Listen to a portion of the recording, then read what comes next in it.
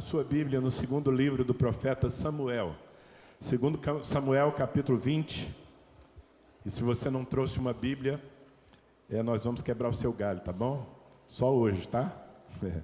Vamos projetar o texto aqui. Segundo Samuel, capítulo 20. Vamos fazer essa leitura. Eu peço toda a sua atenção. Peço que aqueles que estão se movimentando se aquietem rapidamente para a gente ter esse ambiente para a palavra. Eu quero dizer, inclusive, para você que nos acompanha pela internet, que Deus separou esse momento para falar ao seu coração. Fala para o seu vizinho aí, papai vai te pegar hoje. Amém? Está escrito assim a partir do versículo 1. Também estava lá um desordeiro chamado Seba, filho de Bicri de Benjamim. Ele tocou a trombeta e gritou: não temos parte alguma com Davi, nenhuma herança com o filho de Jessé. Para casa todos, ó Israel. Então todos os de Israel abandonaram Davi para seguir Seba, filho de Bicri. Mas os de Judá permaneceram com seu rei e o acompanharam desde o Jordão até Jerusalém. Versículo 6. Disse então Davi a Abisai: agora Seba, filho de Bicri, será pior para nós do que Absalão. Chame os meus soldados e persiga-o, antes que ele encontre alguma cidade fortificada e depois nos arranque os olhos. Assim, os soldados de Joabe, os queretitas, os peletitas e todos os guerreiros saíram de Jerusalém para perseguir Seba, filho de Bicri. Pule para o versículo 14. Seba atravessou todas as tribos de Israel e chegou até Abel-Bet-Maaca, e todos os bicritas se reuniram para segui-lo. O exército de Joabe veio, cercou Seba em Abel-Bet-Maaca e construiu contra a cidade uma rampa que chegou até a muralha externa. Quando o exército de Joabe estava para derrubar a muralha, uma mulher sábia gritou da cidade: ouçam, ouçam, digam a Joabe que vem aqui para que eu fale com ele. Quando ele se aproximou, a mulher perguntou: tu és Joabe? Ele respondeu: sim. Ela disse: ouve o que a tua serva tem para dizer-te. Estou ouvindo, disse ele. E ela prosseguiu: antigamente se dizia, peça conselho na cidade de Abel, e isso resolvia a questão. Nós somos pacíficos e fiéis em Israel. Tu procuras destruir uma cidade que é mãe em Israel. Por que queres arruinar a herança do Senhor?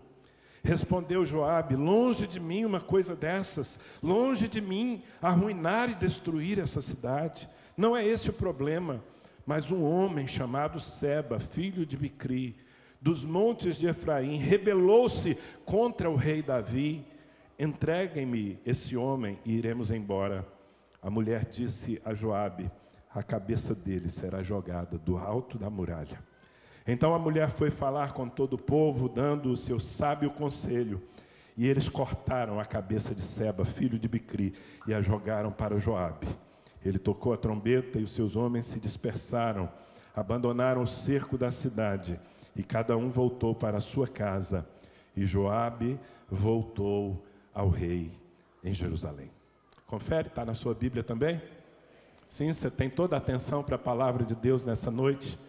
Eu tenho bastante expectativa de que o Senhor ilumine o seu coração e te faça entender quão importante é esse momento e quão importante é que a igreja cumpra o seu papel.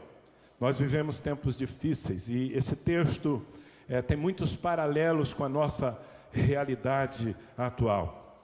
Seba, esse homem que se levantou nos tempos do rei Davi, tomado por um espírito de rebelião e desordem, ele representa, na verdade, um espírito que atua nos nossos dias. Esse homem é descrito no versículo 1 como um desordeiro, alguém que promovia a confusão no meio da nação de Israel, um homem que proclamava a rejeição completa ao reinado de Davi, Um homem que dizia: nós não temos parte com Davi, nós não nos submetemos ao seu reino, nós vamos viver da nossa maneira. E possuindo um alto poder de sedução, esse homem, tomado por um espírito demoníaco, eu tenho certeza, ele conseguiu cativar praticamente toda a nação. Muita gente seguiu Seba na sua rebelião. Apenas, diz o texto que lemos, a tribo de Judá permaneceu firme com o rei Davi e fiel àquele que Deus havia levantado para estabelecer a sua vontade. E esse homem, ele pode muito bem representar um espírito anticristão que está agindo fortemente no Brasil e nas nações da terra. Um espírito que usa as pessoas para promover a desordem, a resistência à palavra de Deus, aos princípios eternos, aos valores que Deus, o Criador, estabeleceu como valores eternos. Esse espírito tem capturado a mente e o coração de grande parte do nosso povo. Sabe, irmãos, nós precisamos aprender a ler a Bíblia, principalmente os livros históricos do Antigo Testamento. E, claro, quando você lê um texto como esse, você tem, num primeiro plano, a narrativa de algo literal que aconteceu, não é? Uma descrição histórica de certos fatos. Mas também a leitura da Bíblia precisa ser feita debaixo de uma visão profética, porque as coisas que aconteciam no Antigo Testamento, elas são figura da realidade espiritual que nós vivemos hoje, muito tempo depois. O trono de Davi estava reinando sobre Israel naquele tempo. E o trono de Davi representa o reino de Deus e a sua justiça, que foram resistidos e rejeitados por Seba. Davi é um tipo, é uma figura de Cristo. Não é à toa que Jesus é apresentado na palavra como a raiz de Davi, como o descendente de Davi. Muitas pessoas, quando encontravam-se com Jesus, elas diziam: filho de Davi, porque Deus prometeu a Davi que o seu trono seria estabelecido para sempre, que nunca faltaria alguém que se sentasse naquele trono. Davi é chamado na Bíblia de um homem segundo o coração de Deus.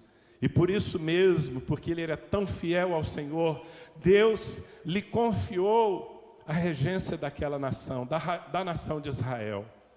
E Davi o fez com muita graça. Foi o maior rei de Israel em toda a história.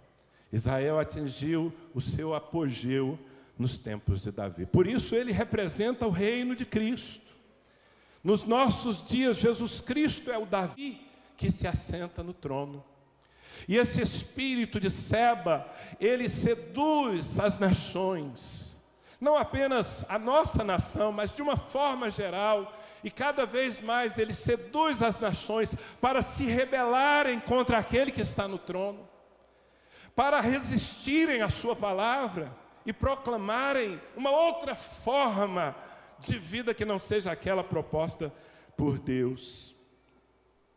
Nos nossos dias, talvez nós vivamos isso de uma maneira ainda mais evidente, porque a palavra, quando lemos a Bíblia, quando estudamos a Bíblia, nós vemos que predições, profecias já falavam dos nossos dias como tempos de grande rebelião contra Deus.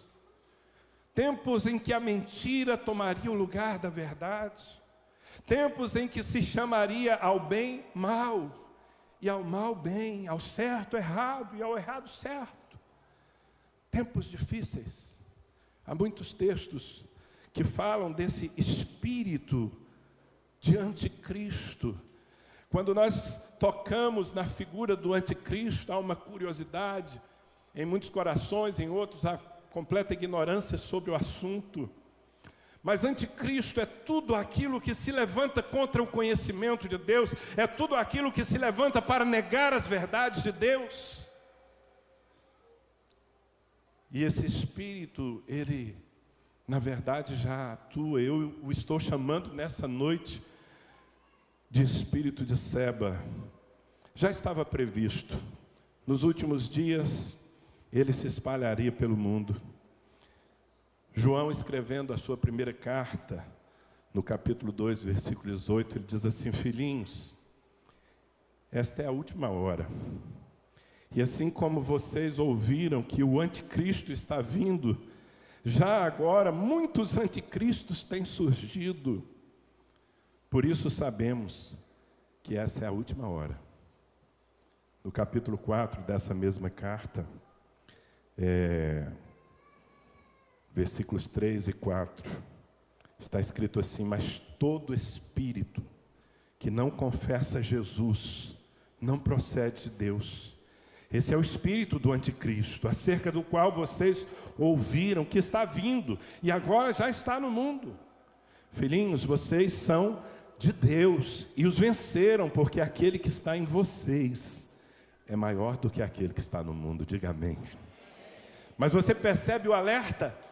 Percebe essa expressão da palavra que nos informa, nos avisa, na verdade, de que nós viveríamos tempos difíceis por causa desse espírito de engano que se moveria pelas nações.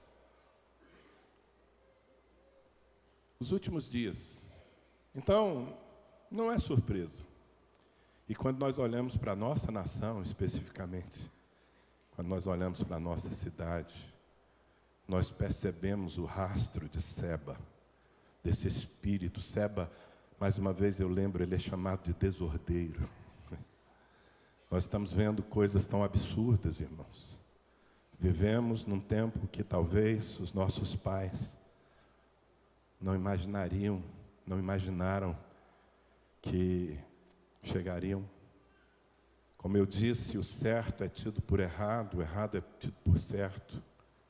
Nós vivemos numa nação de tantas inversões.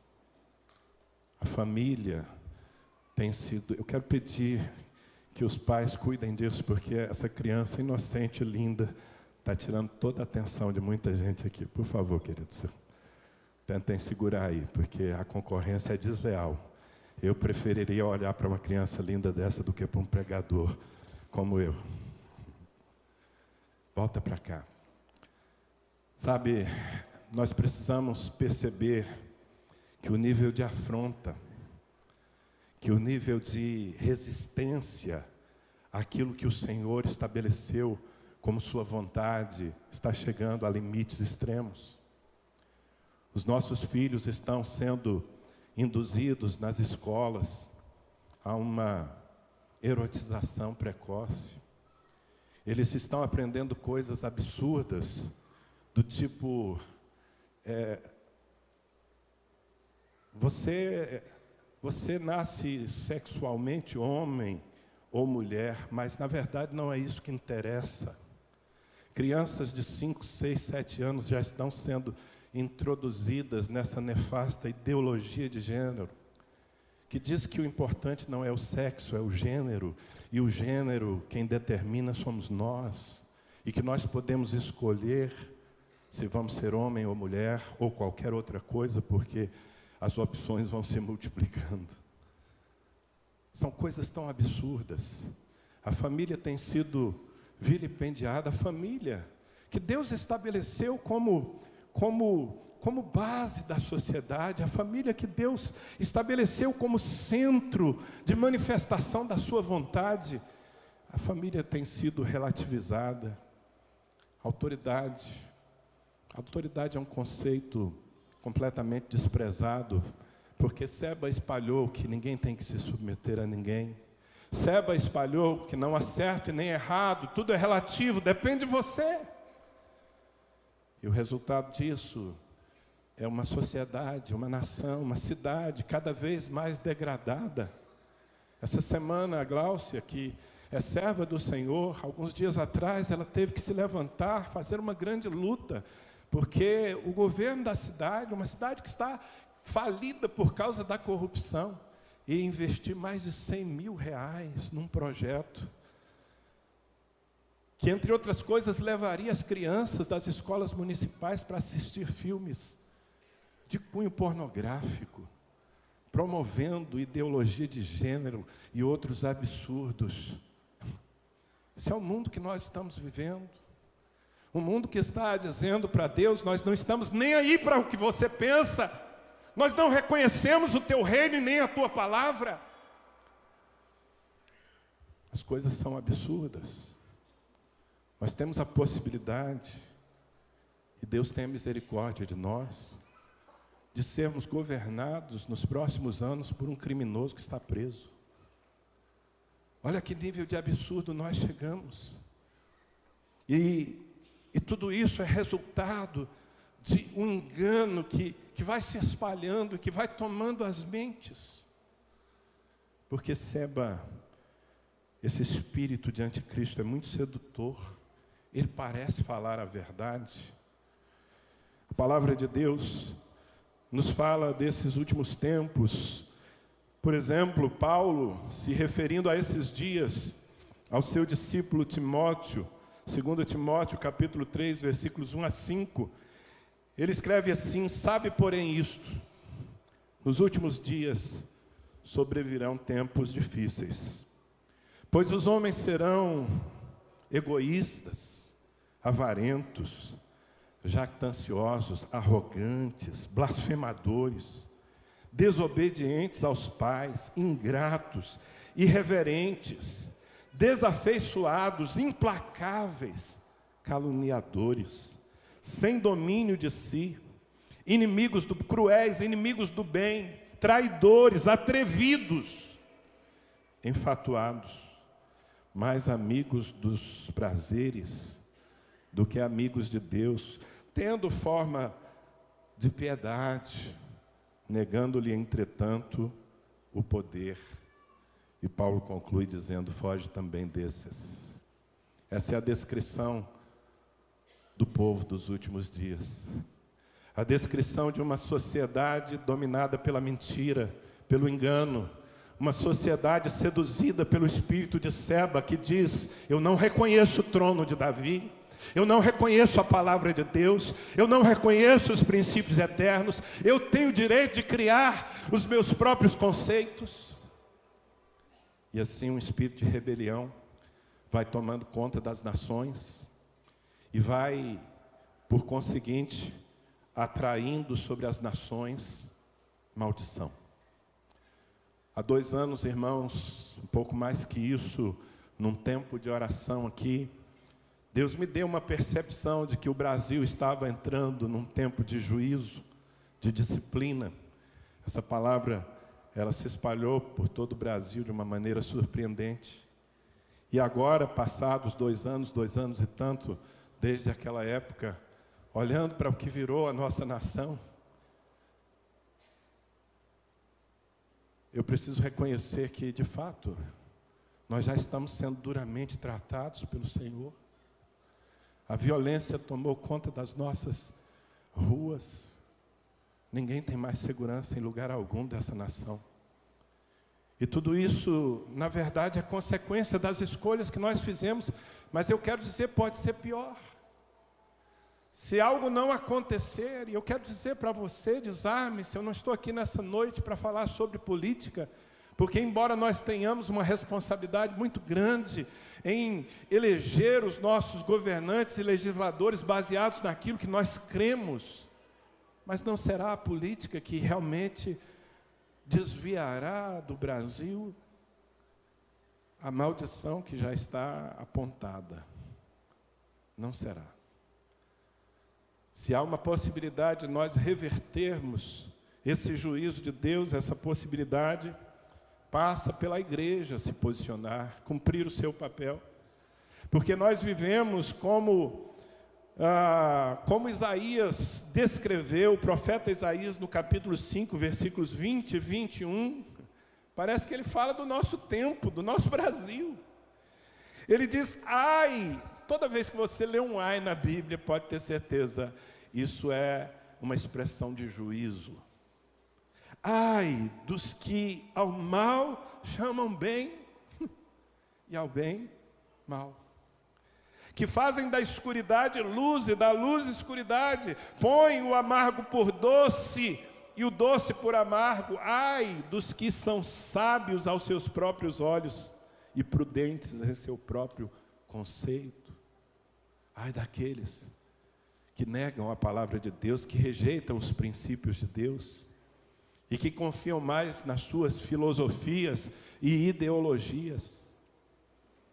Nossa nação tem sido capturada em sua mente há muitas décadas.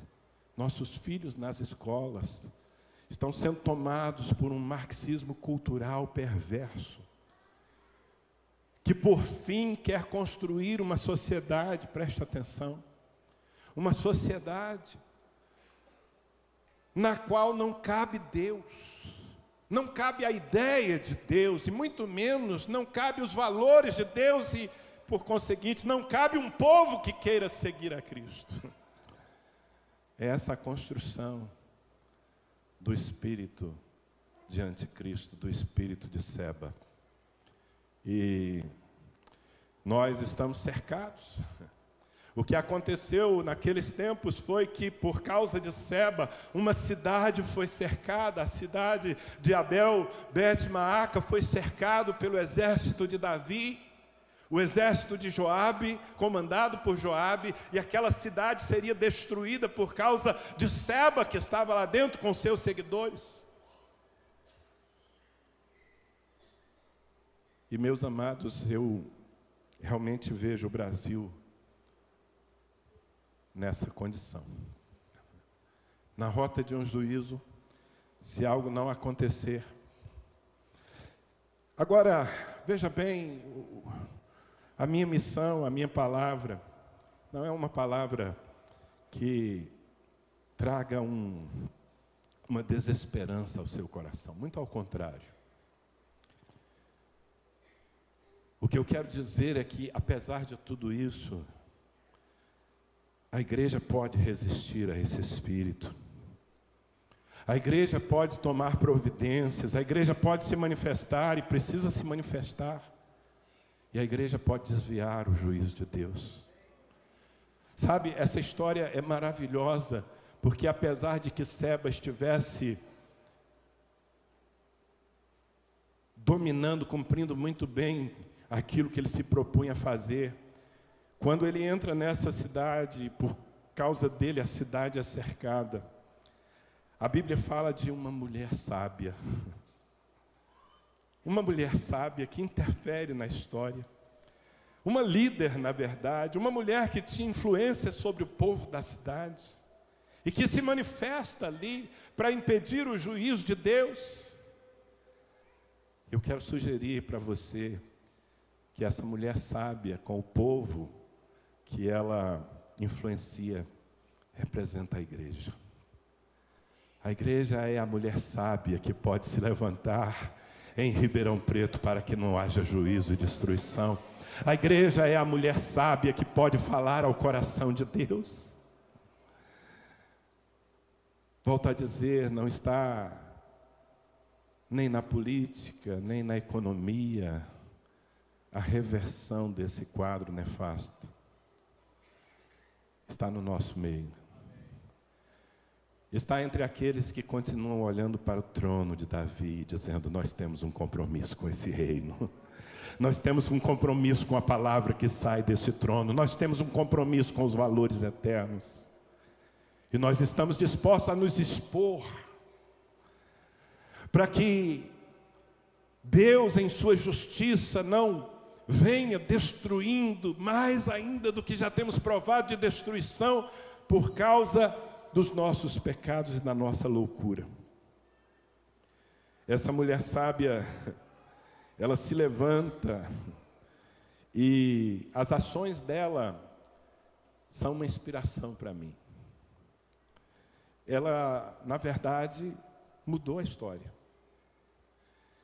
E eu quero desafiar você a entender isso, para que nós possamos mudar a história também.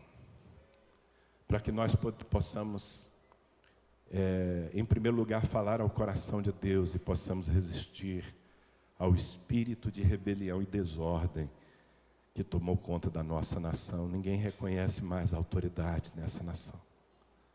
Os professores estão sendo espancados em sala de aula. Os criminosos tripudiam diante da polícia. Nós precisamos nos levantar, irmãos. É preciso que alguém clame e, olhando para as atitudes dessa mulher, eu posso entender que, se nós vamos de fato interferir, nós precisamos interferir como ela interferiu e com os argumentos que ela usou. O que nós podemos fazer para que a nossa cidade, gente, a nossa cidade, se você for numa sexta-feira à Praça 7 de Setembro, no centro da cidade, você vai encontrar Sodoma. Não precisa ser tarde da noite, pode ser às 8. Você vai ver de tudo. Você vai ver centenas e centenas de jovens numa desordem completa, seguidores de Seba. E alguém precisa se levantar para que nossa cidade, nossa nação sejam poupadas das consequências desse rastro de rebelião. Nós precisamos dar alguns passos. E o primeiro deles é interceder. A igreja precisa exercer o ministério da intercessão. Eu vou falar de novo. A igreja precisa se levantar em intercessão. A igreja precisa levantar a sua voz em oração, clamando a Deus. Foi a primeira atitude dessa mulher. No versículo 16 diz: uma mulher sábia gritou da cidade: ouçam, ouçam, digam a Joabe que vem aqui para que eu fale com ele. E quando ele se aproximou, a mulher perguntou: és tu Joabe? Ele respondeu: sim. Ela disse: ouve o que a tua serva tem para dizer-te. Isso é uma coisa importante que todos nós precisamos fazer nesse tempo, como nunca fizemos antes, é clamar a Deus, é pedir misericórdia ao Senhor. Joabe representava a espada, o juízo, mas essa mulher, ela se expõe como uma intercessora, e ela levanta a sua voz, ela sobe a muralha, e ela diz: eu preciso ser ouvida. Nós temos gastado muita energia em tantas coisas. Às vezes, algumas delas são completamente inócuas, ineficazes. Nós murmuramos, nós protestamos, nós reclamamos do caos que está à nossa volta. Se separássemos uma boa parte desse tempo que usamos nas redes sociais, por exemplo, fazendo comentários sobre as situações, e se nós estivéssemos intercedendo, se nós estivéssemos clamando a Deus e pedindo que Ele nos poupe, que Ele nos ouça, que há argumentos além dos argumentos do pecado que já falam tão alto à nossa volta, que há um povo fiel que continua conectado ao trono de Davi e que quer que o Senhor continue reinando sobre a nação. A intercessão. Meus irmãos, a intercessão é decisiva.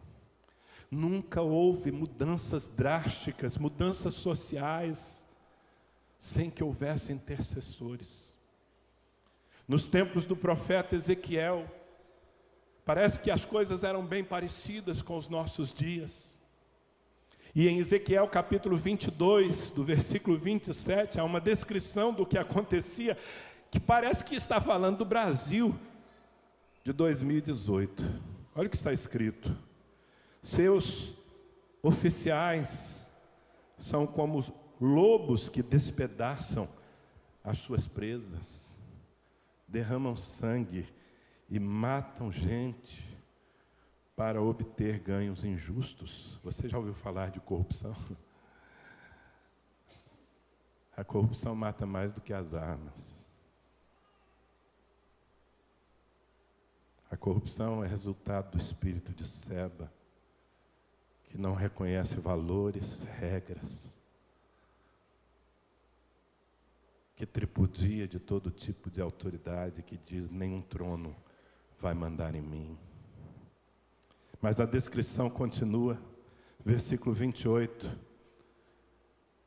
Seus profetas disfarçam esses feitos, enganando o povo com visões falsas e adivinhações mentirosas. Dizem: assim diz o soberano Senhor, quando o Senhor não falou. Quantos falsos profetas por essa nação afora. Homens que se levantam em nome de Deus, mas que não dizem o que Deus quer dizer. Versículo 29. O povo da terra pratica extorsão e comete roubos, oprime os pobres e os necessitados e maltrata os estrangeiros, negando-lhes justiça. Vocês têm ouvido as notícias, os noticiários? Têm ouvido o que está acontecendo lá no norte do Brasil,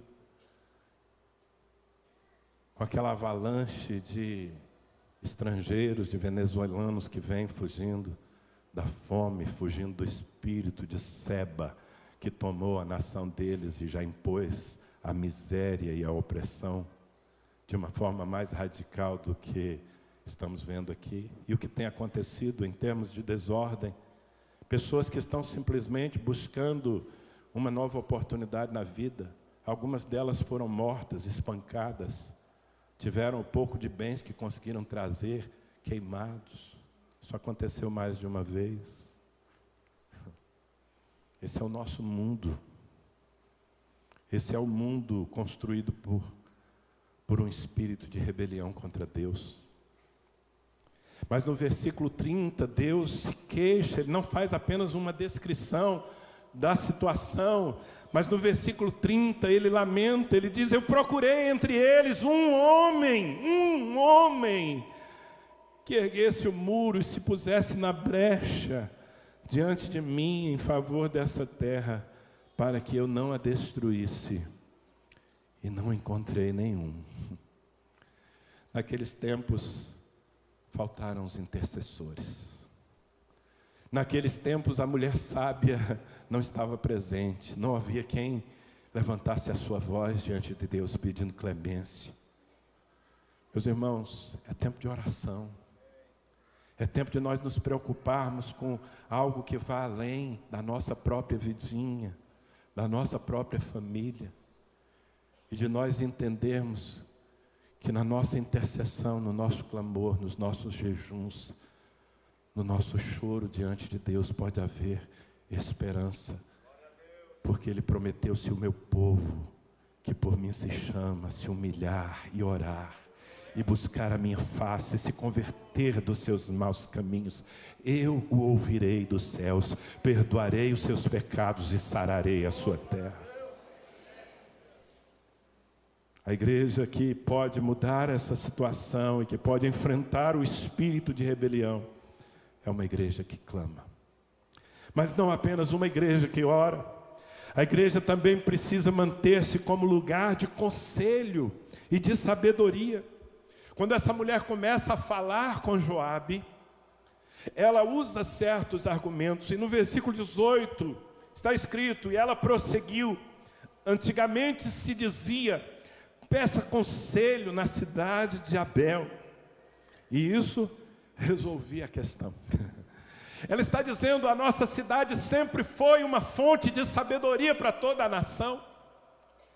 Quando se encontrava alguns problemas, quando se dava ouvido à voz de Deus, se buscava aqui conselho, e aqui conselho se achava, e os problemas eram resolvidos com a sabedoria que havia em Abel Bet-Maaca, essa cidade onde ela vivia, que também representa a igreja.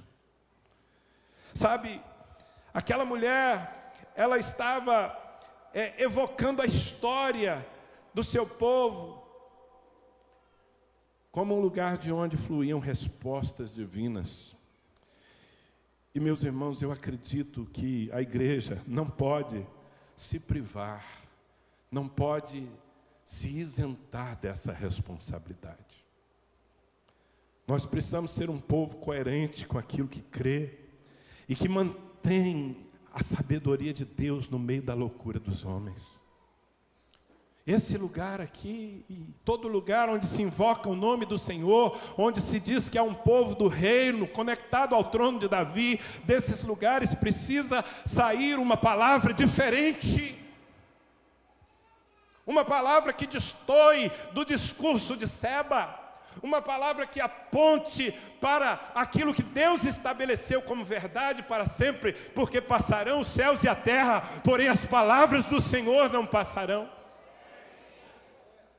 Nós precisamos assumir a nossa posição de fonte de sabedoria para a nação, ainda que não queiram por um tempo nos ouvir.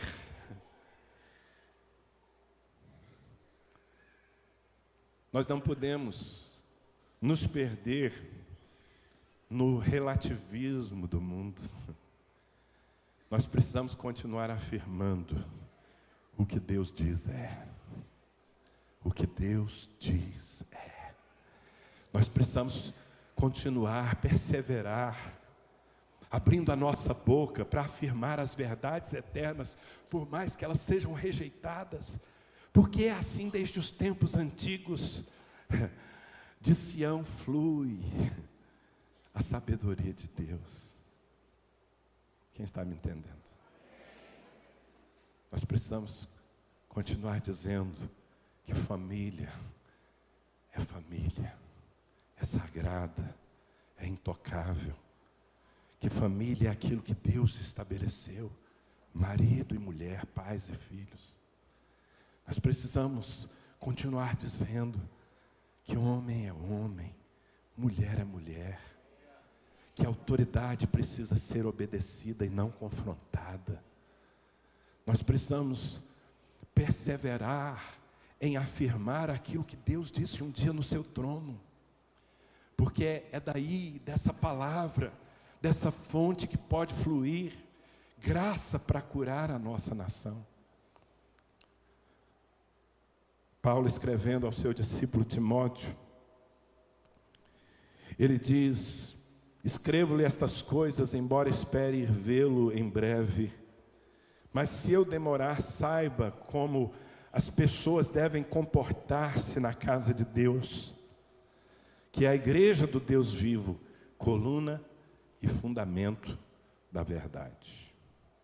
Eu acho muito interessante essa forma de Paulo descrever a igreja, dizendo que todos nós precisamos aprender a nos comportar na igreja, que é a casa de Deus.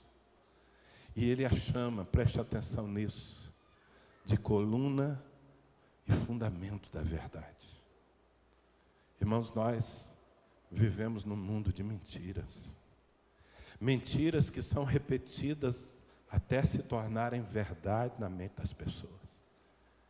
Certos absurdos já estão se tornando verdade na mente de grande parte do nosso povo por causa do espírito de sedução do anticristo, esse espírito de desordem e rebelião personificado em Seba.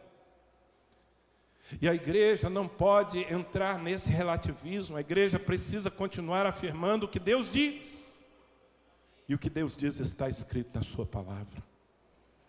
Porque nós somos, preste atenção, é muita responsabilidade sobre nós. Nós somos a coluna da verdade nesse mundo. Nós somos o fundamento, o alicerce da verdade. Se nós não fizermos o nosso papel, a verdade desaparece e as nações andarão em pleno engano. Quando a verdade não está presente, o engano reina.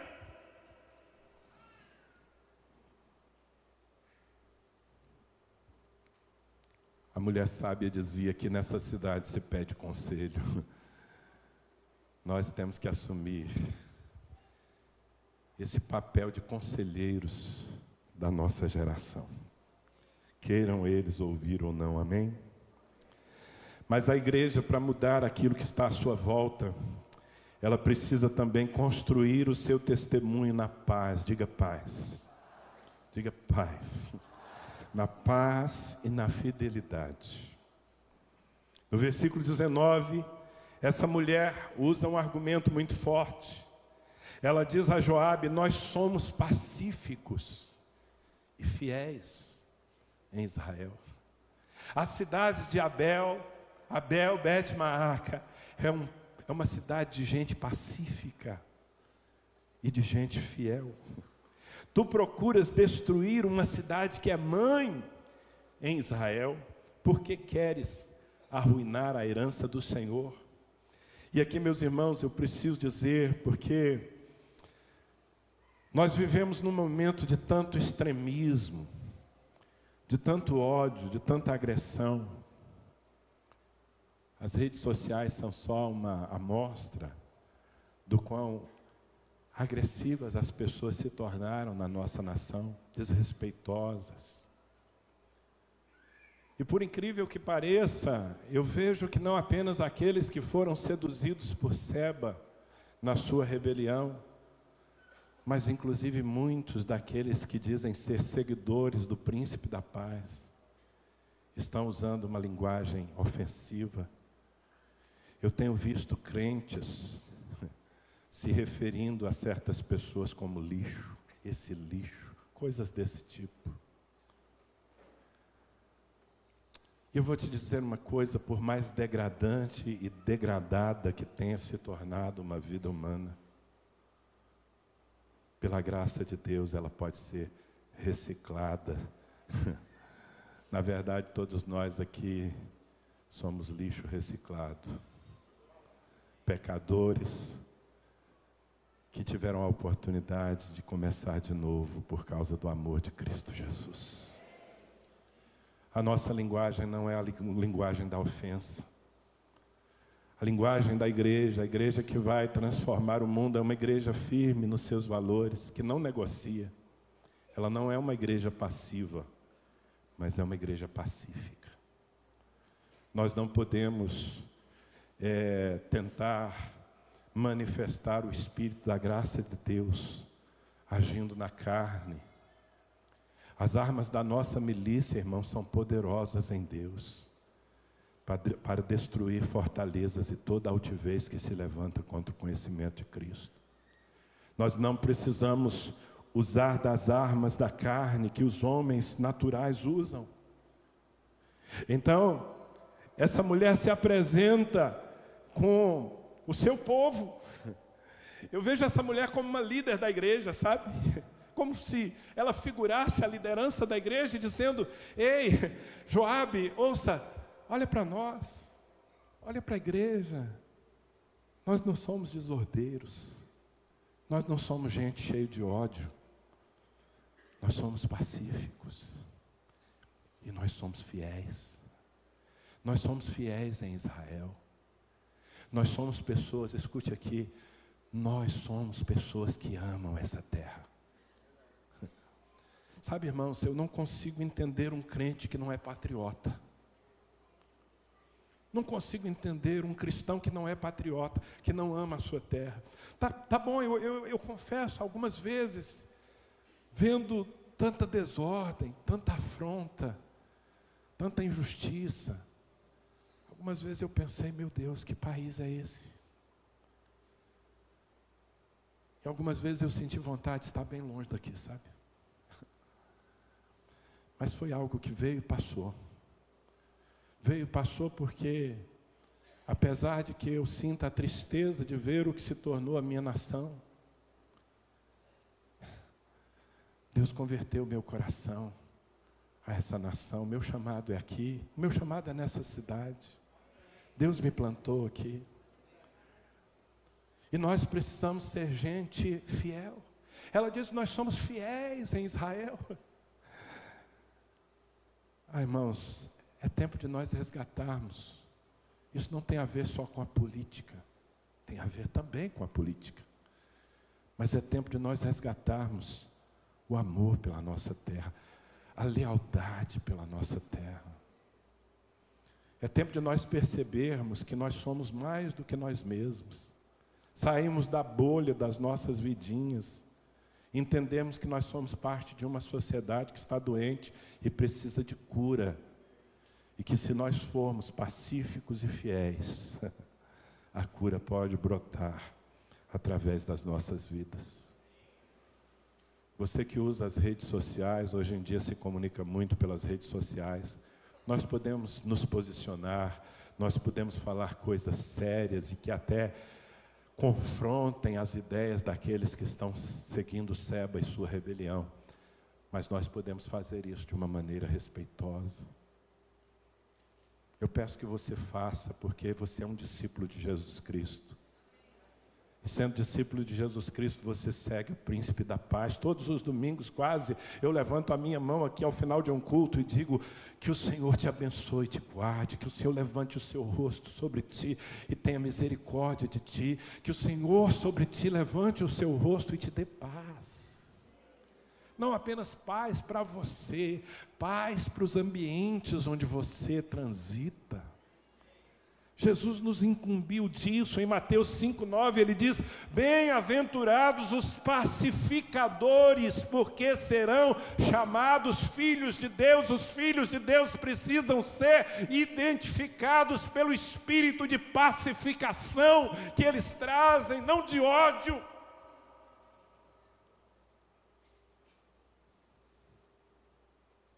Esse é o nosso ministério. O apóstolo Paulo, escrevendo aos Coríntios, capítulo 5, versículo 18 da segunda carta, ele diz: tudo isso provém de Deus, que nos reconciliou consigo mesmo, por meio de Cristo, e nos deu o ministério da reconciliação. Amém? Essa igreja que vai desviar a rota do juízo, é uma igreja que tem essa autoridade. É uma igreja que pode dizer ao mundo e dizer a Deus: nós somos pacíficos e fiéis. Nós somos uma mãe em Israel. Aqui no nosso ventre, tanta coisa boa está nascendo. Eu acho tremendo quando a igreja cumpre o seu papel. Carlinhos, pastor dos nossos jovens, estava compartilhando essa semana. Nós estamos entrando nas escolas, levando luz para as escolas públicas. E já há uma fila, os diretores estão pedindo encarecidamente, desesperados, dizendo: venham, tragam a mensagem de vocês para as nossas escolas.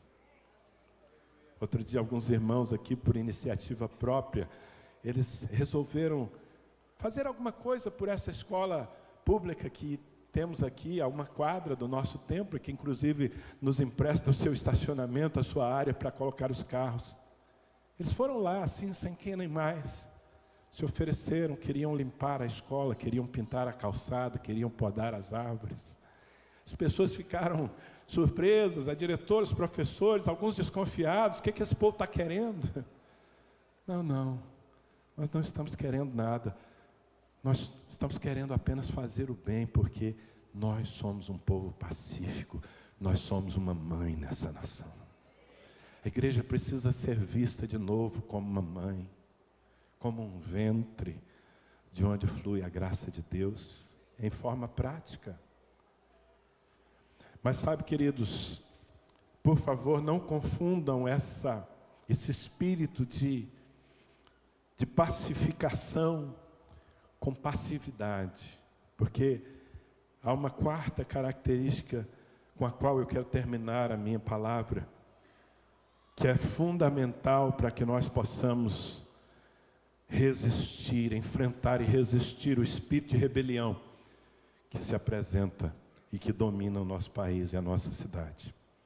A igreja precisa identificar e combater todo instrumento de rebelião contra Deus. Na conversa daquela mulher com Joabe, no versículo 21, Joabe diz: não é esse o problema, mas um homem chamado Seba, filho de Bicri, dos montes de Efraim, rebelou-se contra o rei Davi. Entreguem-me esse homem e iremos embora.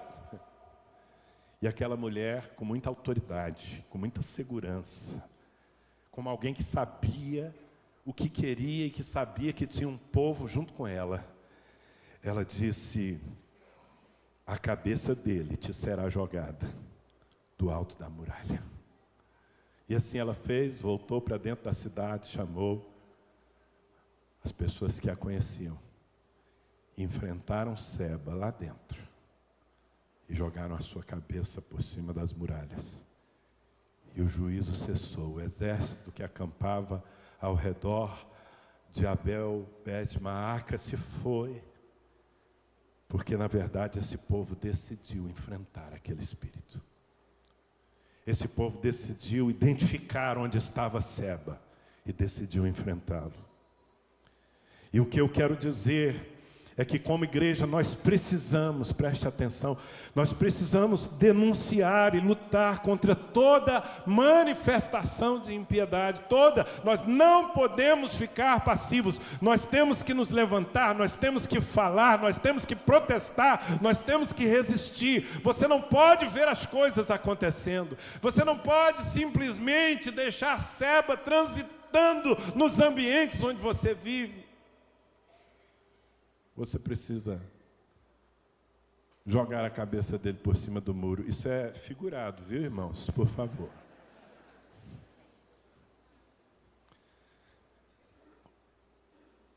Se um filho seu chegar em casa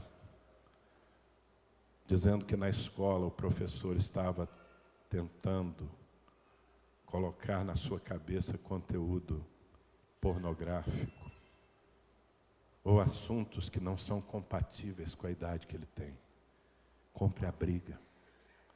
Compre a briga. Proteste. Vá à justiça. Ah, mas e se eu sofrer as consequências? Você precisa enfrentar Seba. Você precisa enfrentar o espírito de Seba quando você for escolher os candidatos que você vai eleger. Você precisa enfrentar o espírito de Seba quando alguém lhe propõe lá no seu trabalho um caminho de corrupção. Você precisa denunciar, ainda que você perca o seu emprego. Porque somente uma igreja que tem coragem de enfrentar esse espírito de corrupção, de mentira, de imoralidade, de rebelião. Rebelião é um termo que resume tudo mais. Somente uma igreja disposta a enfrentar esse espírito pode de fato convencer Deus de que essa cidade, essa nação precisa ser poupada. Nós não podemos ficar calados. Volto a dizer, ser pacífico não é ser passivo, não é ser ausente. Não é deixar as coisas acontecer como se nós não víssemos. Não. Nós precisamos ter um compromisso com o Senhor. Senhor, onde a iniquidade se instalar, lá estarei eu para arrancar a cabeça dela e entregar a Ti. Amém?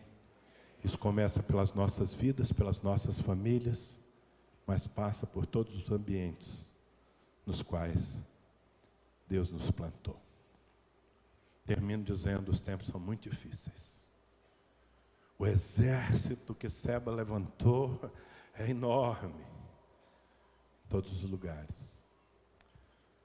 Mas aqui, na casa de Deus, existe esperança. E se nós formos a mulher sábia de Abel Bet-Maaca, quem sabe nós consigamos atrair a misericórdia do Senhor sobre a nossa nação. Você recebe essa palavra? Por favor, fique em pé, nós vamos orar.